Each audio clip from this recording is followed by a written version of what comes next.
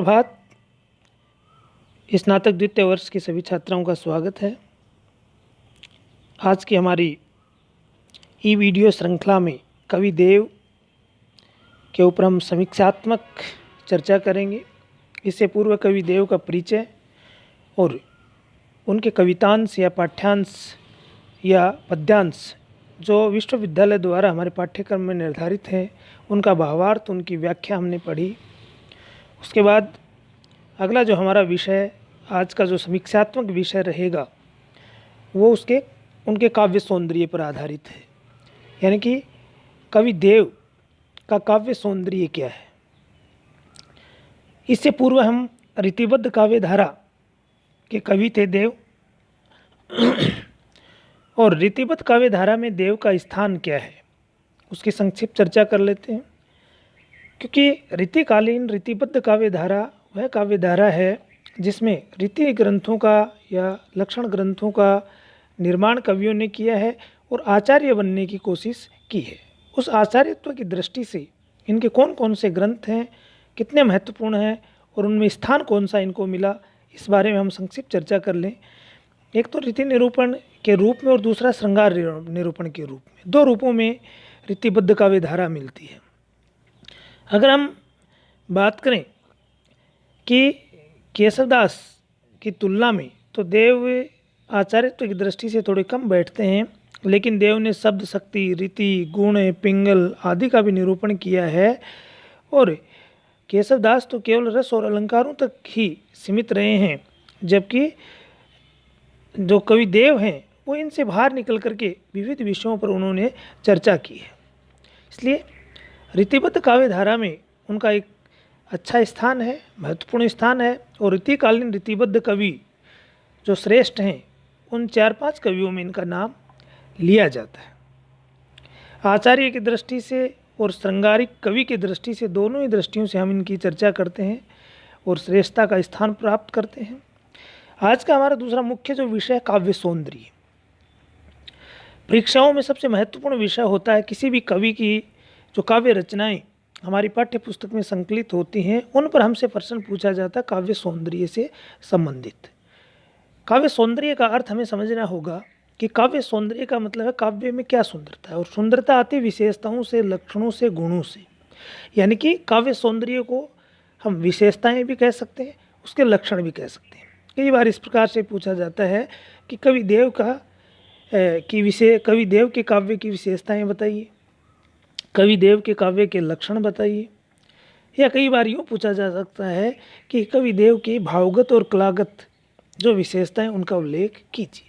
अब इस काव्य सौंदर्य में दो पक्ष होते हैं, एक भाव पक्ष होता है, एक कला पक्ष होता है।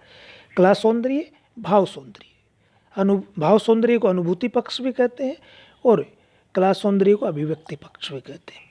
तो जो अनुभूति पक्ष होता है, जो भाव सौंदर्य होता है, उसके अंतर्गत विषय वस्तु क्या है, संवेदना क्या है कवि की, क्या कथ्य है, और रस विवेचन आदि उसके अंतर्गत आते हैं। तो दूसरी तरफ जो कला पक्ष, जिसको अभिव्यक्ति पक्ष भी कहते हैं, उस अभिव्यक्ति पक्ष में आपका भाषा सौंदर्य, आपका शैल्पिक विधान, आपके अलंकार योजना, छंद योजना, बिंब विधान, प्रतीक विधान, ये सारे, और काव्य रूप, ये सभी चीज़ें जो आती हैं, वो सभी जो तत्व हैं, ये कला पक्ष के अंतर्गत आते हैं, अभिव्यक्ति पक्ष के अंतर्गत आते हैं। तो इस दृष्टि से हम देखें तो रीतिकालीन कवि देव का जो काव्य सौंदर्य है, उसके कुछ बिंदु हैं जिन पे हम चर्चा करेंगे। पहला जो बिंदु है वो रीति निरूपण है। रीतिकालीन रीतिबद्ध काव्य धारा के सभी कवियों की प्रथम प्रवृत्ति रीति निरूपण है। इसको यूँ कह सकते हैं, लक्षण ग्रंथों का निर्माण कह सकते हैं, रीति ग्रंथों का निर्माण कह सकते हैं, क्योंकि ये रीतिकालीन काव्य की प्रधान प्रवृत्ति भी मानी जाती है। इस दृष्टि से अगर देखें तो कवि देव ने रीति ग्रंथों का निर्माण किया। उनका सप्त रसायन सबसे प्रमुख रीति ग्रंथ है, जिसकी चर्चा हमने पहले भी की है। इसके अलावा उनका जो भाव विलास है, भवानी विलास है, अष्टयाम है, रस विलास है, प्रेम चंद्रिका है, आदि जो ग्रंथ हैं, उन सभी ग्रंथों में काव्य के विभिन्न जो अंग हैं, उन अंगों से संबंधित विवेचना की है, सर्वांग निरूपक कवि हैं, यानी कि रस की चर्चा भी की है, अलंकार की चर्चा भी की है, नायिका भेद की चर्चा भी की है। तो ये सभी विवेचन किए जाने के कारण इनकी पहली जो प्रवृत्ति है वो निकल करके आती है रीति निरूपण, यानी कि इन्होंने लक्षण ग्रंथों का निर्माण किया है। दूसरी प्रवृत्ति है श्रृंगारिकता।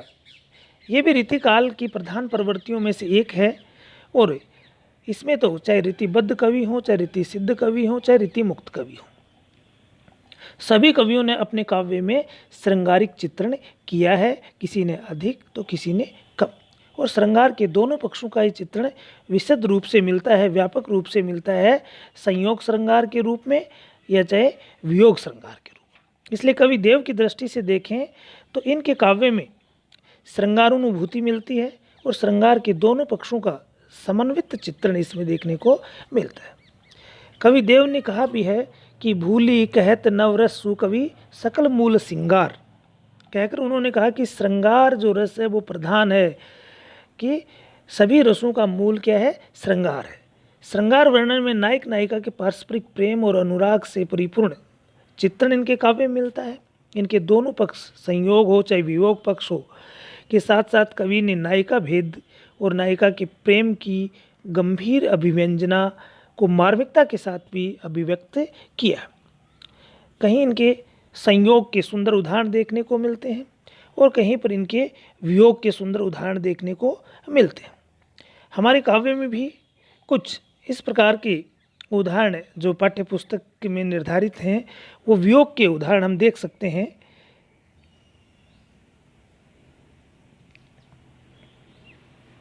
ये उदाहरण है वियोग का, कि जब नायिका वियोग से व्यथित हो जाती है, अत्यधिक परेशान हो जाती है, तो उसके एक विचित्र प्रकार की दशा हो जाती है, जिसको कवि ने इस पद के माध्यम से अभिव्यक्त किया कि छोई सी, छली सी, छीनी सी, लीनी सी, छकी सी, छीनी सी, यानी कि अद्भुत प्रकार की स्थिति हो गई है, व्याकुल हो गई है, और अपने आप को ठगा हुआ सा महसूस करती है।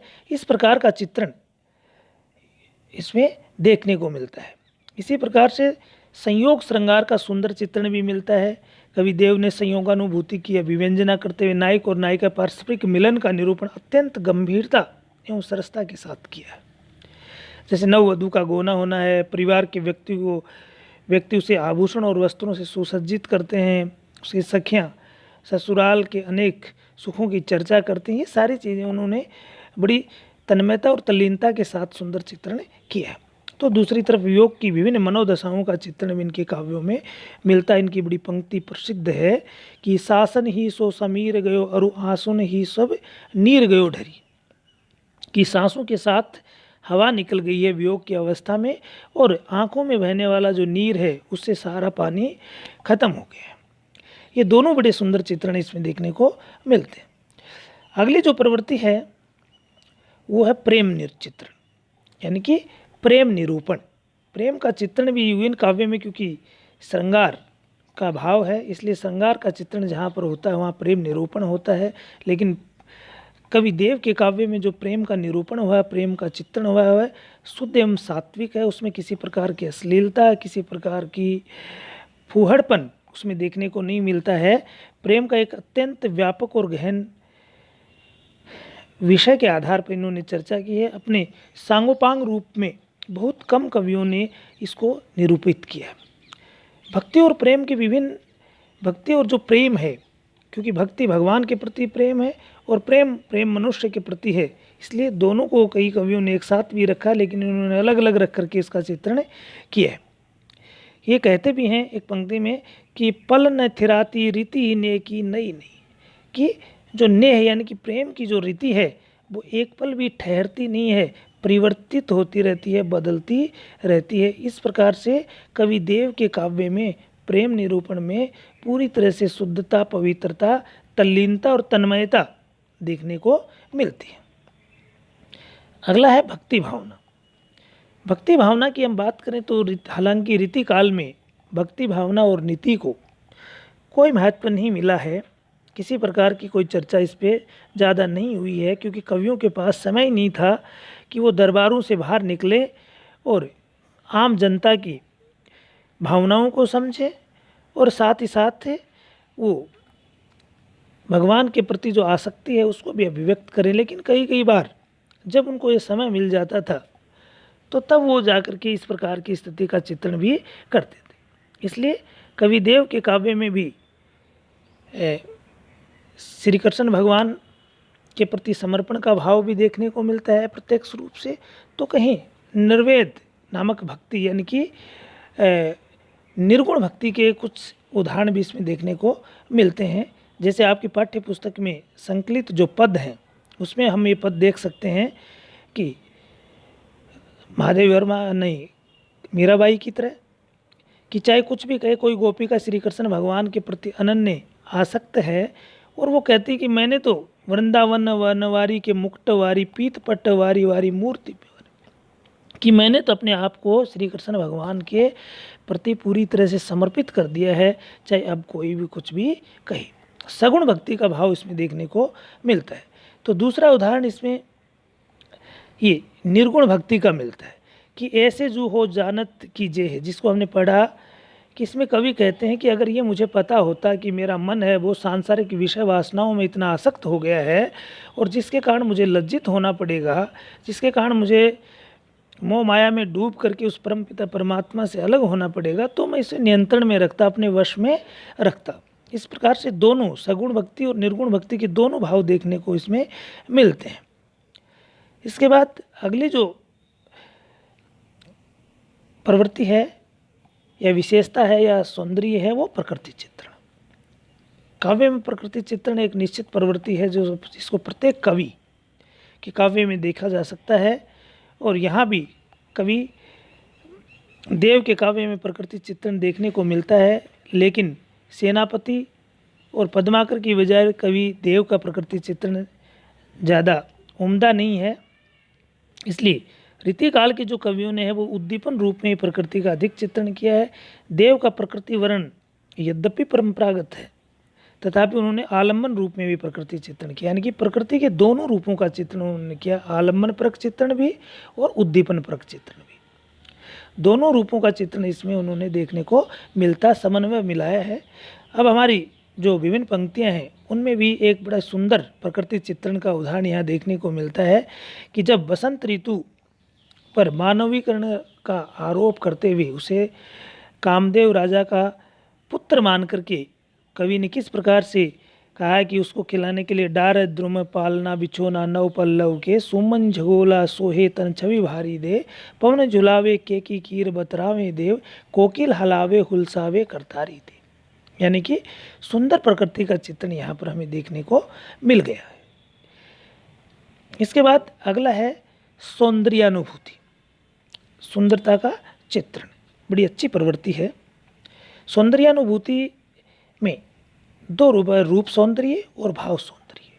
भाव यानी कि जो विचार या कथ्य जो विषय प्रस्तुत किया गया है उसकी सुंदरता, और रूप सौंदर्य यानी कि जो मानव सौंदर्य का चित्रण वहाँ पर हुआ है, जो नायिका का चित्रण हुआ उसकी चर्चा करते हैं। कई जगह प्रकृति सौंदर्य को भी इसमें ले लेते हैं, लेकिन हम इसी प्रवृत्ति को अलग रखते हैं। तो सौंदर्यानुभूति की दृष्टि से भी कविदेव का काव्य बड़ा उम्दा किस्म का है। कविदेव ने श्रृंगार भावना जिस प्रकार से सुसंस्कृत परिष्कृत एवं सात्विक मनोभावों से परिपूर्ण थी उनकी, उसी प्रकार उनकी सौंदर्यानुभूति भी अत्यंत उत्कृष्ट एवं समुन्नत थी। यानी कि जितना श्रृंगारिक चित्रण सुंदर था उतनी सौंदर्यानुभूति भी उत्कृष्ट थी। कविदेव ने एक ओर तो रूप सौंदर्य का निरूपण अत्यंत मनोयोग के साथ किया, तो दूसरी ओर उन्होंने मानवीय मनोभावों का चित्रण भी बहुत सुंदर प्रकार से किया है। जिसमें पहला जो रूप सौंदर्य की हम बात करें तो कविदेव ने रूप सौंदर्य का चित्रण करने के लिए विविध प्रकार की नायिकाओं के सौंदर्य का निरूपण बहुत ही मनोयोग के साथ किया है। कविदेव ने भारत के विभिन्न प्रांतों का भ्रमण किया और विविध प्रकार की रमणियों के दर्शन किए, अतः इनके रूप सौंदर्य में सूक्ष्म निरीक्षण के साथ साथ वास्तविकता के भी दर्शन होते हैं। यहाँ आपको बता देना चाहूँगा कि जाति विलास इनका जो ग्रंथ है उसमें भारत के विभिन्न जातियों की जो स्त्रियां हैं उनका चित्रण इसमें देखने को मिलता है। दूसरा इनका विषय है भाव सौंदर्य। कविदेव ने भाव सौंदर्य के अगणित चित्र बड़ी गंभीरता और प्रगल्भता के साथ अंकित किए हैं। वैसे भी कविदेव भाव निरूपण में अत्यंत सिद्धहस्त रहे हैं। और उनके भाव चित्रों में संश्लिष्टता के साथ साथ मार्मिकता की मात्रा अधिक के दृष्टिगोचर होती है। संश्लिष्टता यानी कि उलझे हुए होने की बजाय मार्मिक जो चित्रण हैं वो बहुत ज़्यादा अच्छे मिलते हैं। इस प्रकार से दोनों चीज़ें उसमें मिलती हैं, भाव सौंदर्य भी और रूप सौंदर्य भी, यानी कि सौंदर्य की दृष्टि से भी उनका काव्य बड़ा सुंदर देखने को मिलता है। अगली जो प्रवृत्ति है वो है भाषा एवं शब्द चयन। अब हम दूसरे रूप में आ गए हैं, कला पक्ष और अनुभूति अभिव्यक्ति पक्ष।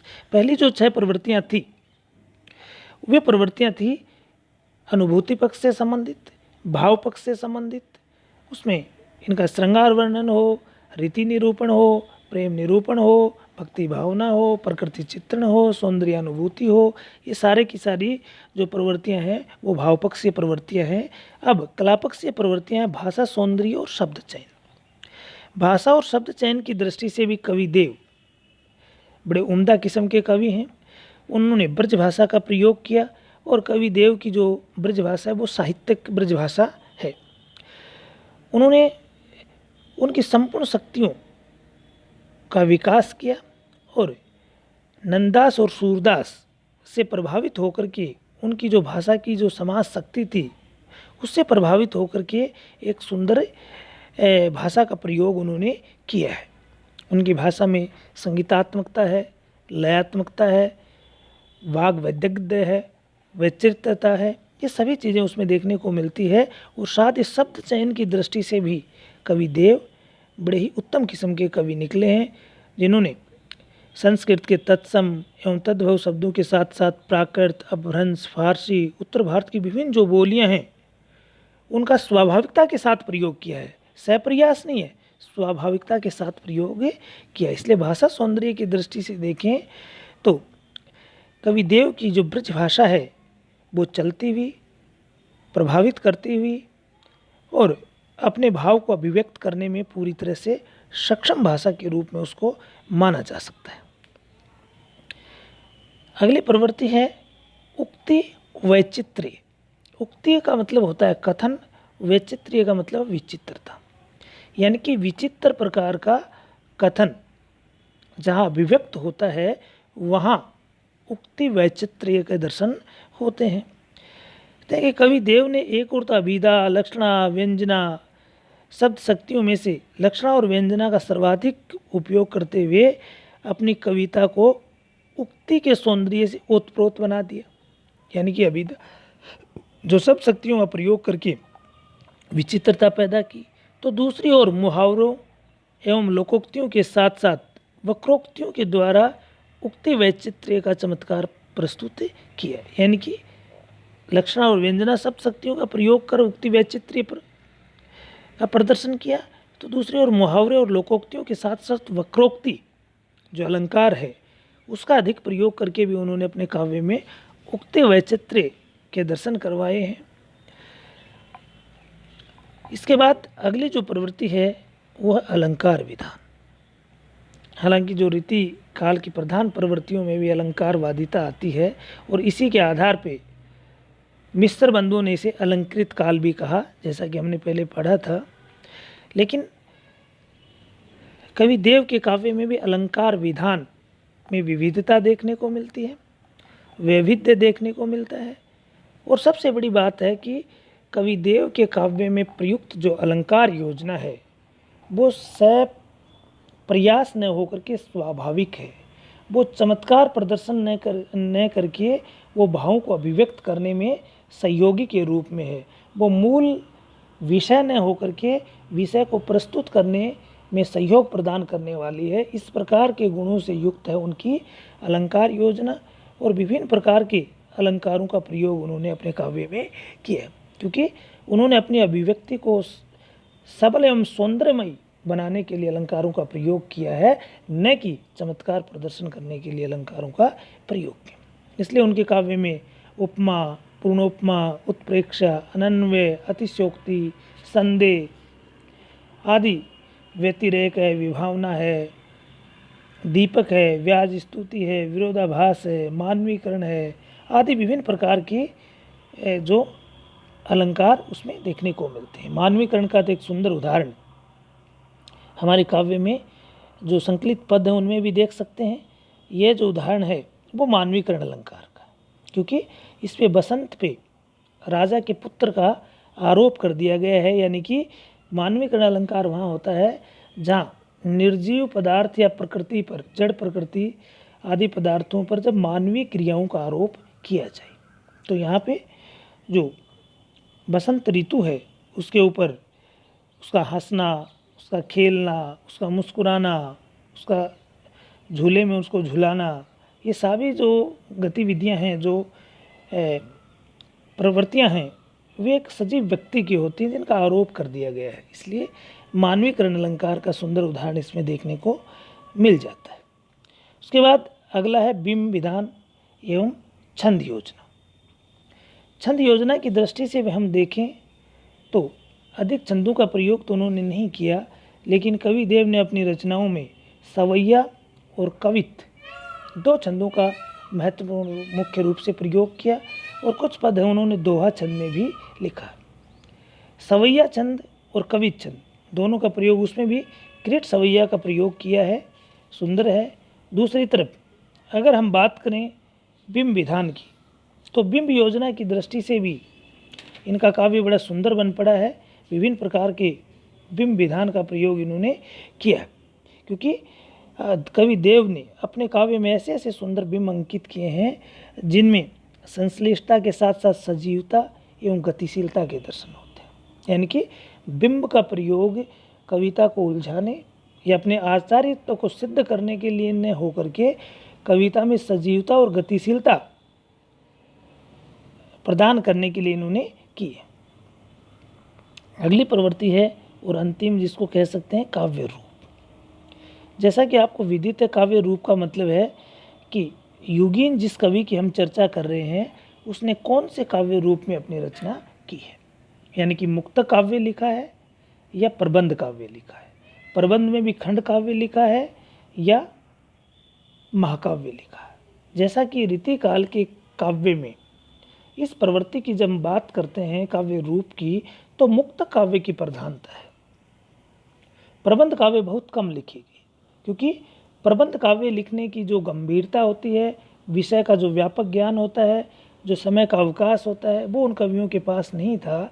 इसलिए वो दरबार में बैठ करके केवल अपने आश्रयदाता की मनोवृत्ति का समन करने के लिए मुक्त काव्य के छंद लिख करके वाही लूटते थे। इसलिए संपूर्ण रीतिकाल में मुक्त काव्य की प्रधानता रही है, प्रबंध काव्य बहुत कम मात्रा में लिखी गई। इस दृष्टि से देखें तो कवि देव के काव्य में भी मुक्त काव्य की प्रधानता है, प्रबंध काव्य न के मात्र लिखे गए हैं। इसलिए इनके जितने भी काव्य हैं वो मुक्तक की प्रधानता, यानी कि मुक्तक काव्य रूप की प्रमुखता इनके काव्य में देखने को मिलती है। इस प्रकार से विभिन्न जो प्रवृत्तियां हैं उनकी हमने चर्चा की, जो कि प्रमुख एक विषय है, प्रमुख एक प्रश्न है। अगर आप किसी कवि की मूल प्रवृत्तियाँ, विशेषताएं, लक्षण या उसके काव्य सौंदर्य को समझ लें तो उस कवि के लगभग किसी भी प्रश्न का उत्तर आप दे सकते हैं, क्योंकि इसी से जुड़ा हुआ, इसी से संबंधित कोई न कोई प्रश्न आपसे पूछा जा सकता है।